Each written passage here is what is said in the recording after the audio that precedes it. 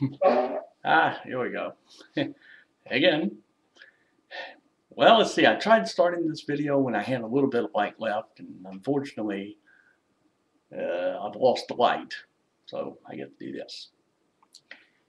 Okay, so it is now Tuesday night, everybody, and my third or 20th attempt here trying to do a video. But again, today late, I would have loved to.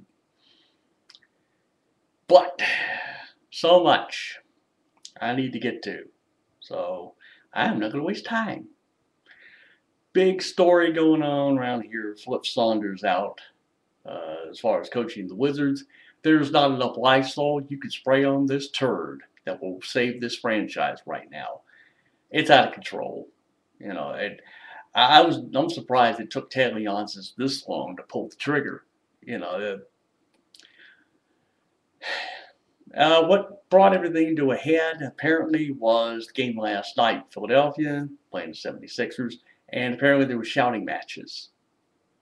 So that just tells you just lost control of the locker room and you've lost control of everything else. So, you know, this is what happens. So, Randy Whitman, who was the assistant, is now the new head coach, actually the interim coach, if you will. Like I said, you're not going to be able to salvage this season. I've said it time and time again. John Wall can't do it alone, but apparently everybody else just wants to let him do that. You know. So, you know, I've said enough on the Wizards. I've made my feelings known.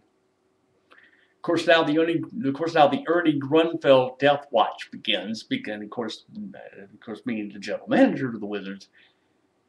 So it's really a matter of time before Ernie Grunfeld gets shown the door.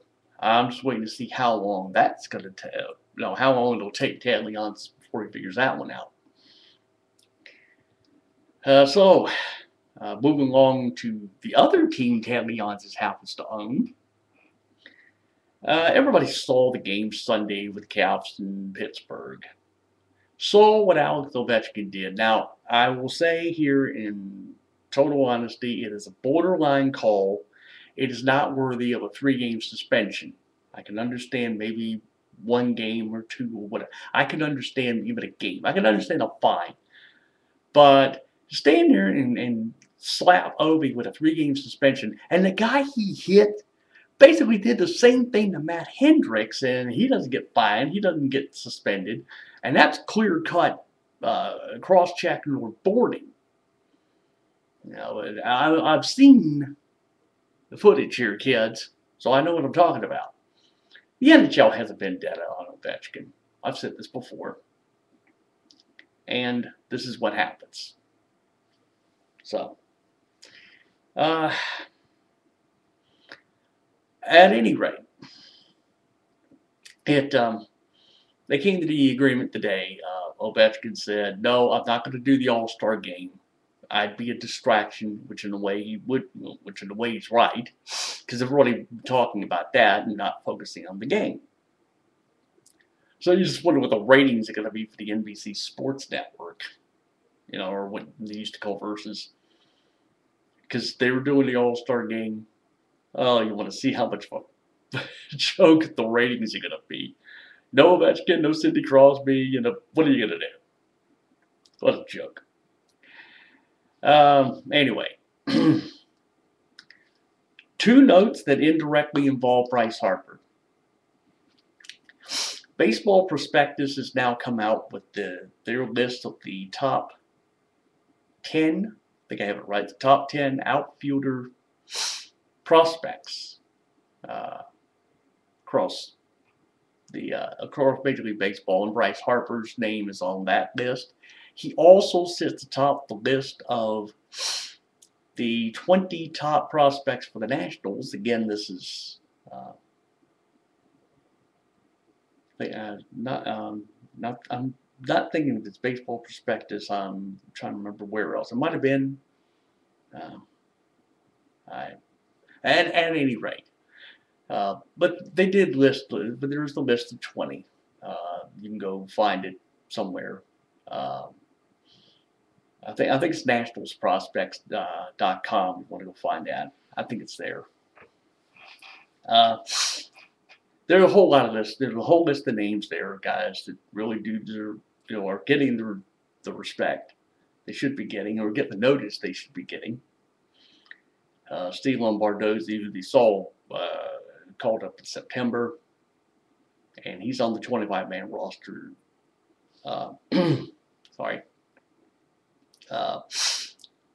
Sammy Solis, who I saw about 2 years ago watching the Arizona Fall League Championship game on the MLB Network, did a pretty decent job there. Definitely somebody you need to pay attention to, and at some point he'll be in Washington, not this year, maybe 2013, 2014, I don't know. But it's a big list. You'll find it somewhere. Just patrol somewhere. Do the minor league blog. That's MILB, MILB.com. You find that. Oh, I know what I was going to say here. The MLB Network has a. Well, I said that. That is the MLB Network actually has that list of the top 10 outfielders right now, and that's where Bryce Harper sits atop that list. There's a lot of others. I think the show's on like Thursday night at 9. Whatever the case. Hey, you try doing this. I hate this, and this damn thing's unpredictable now. I think the computer's fucking up some way. Anyway, enough of that. I will move on to a subject I think everybody else may have talked about, may not have talked about. Saturday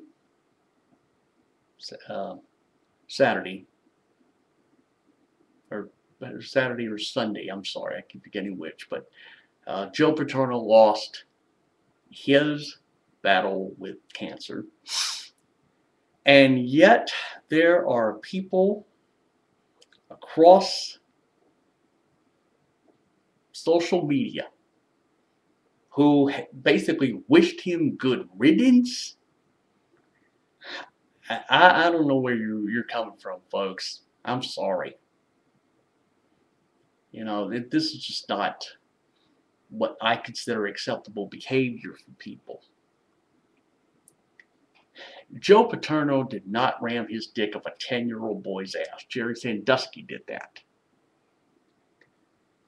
I've said before that, well, it's true, Joe Pa did the ethical responsibility in reporting that incident 10 years ago. The moral obligation left a lot to be desired, but it was simply that the Board of Trustees at Penn State was in a rush. They wanted a scapegoat. They wanted to, they did a rush to judgment, or a premature rush to judgment, I don't know which. But then again, you see that, again, all across the social media universe, there were people who went after the Board of Trustees, for doing what they did. And now I read earlier today, perusing Twitter on my cell phone. I have this capability now. But I read that the religious scumbags in Topeka, if you've ever heard of the term of the Westboro Baptist Church, which I guarantee you is not a church, these are a bunch of fucking religious nut jobs, who make it a obsession to protest funerals. These are the people who are a little infamous for protesting at a military funeral. They hold up these signs that say God hates fags, blah, blah, motherfucking blah.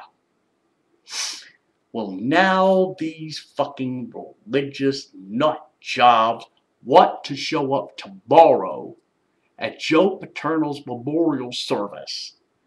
Oh, they want to show up. I read this today and I almost went ape shit. Fucking religious scum. You know what we need to do with them? I won't tell you right now what we need to do with them. You build a scale model of Auschwitz and you march them in. You march these goddamn religious scumbags in. You march these goddamn candidates here for the Republican presidential candidates, the whole fucking lot of them, march them. Even if they dropped out of the race, march them in. That's what you do, kids. Yeah, you take these pro-life religious scum, you march them all into this, man. Just march them into the fucking ovens. That's what you do. If you're a normal thinking American, this is what you should be doing. All right, it sounds a little extreme. I grant you that. But when you see people that just, their whole mission in life is like, protesting at a funeral. That ain't American, people. I don't care who you are. That ain't America. And on that note, I'm going to leave you all. Because I'm just getting too fucking pissed right now. So, the best I'm going to do here is just say adios, motherfuckers. Enjoy your, what's left, your Tuesday or whatever the hell. God knows when I'm going to make another video. This thing keeps fucking up. We will see you soon. So that's it, Act 2, and, just remember, I'm the real deal. Beware of any imitators. I think I've said that many, many, many a time. But I do not like being imitated. I do not like being mocked, all right? That's how that works. So adios, people.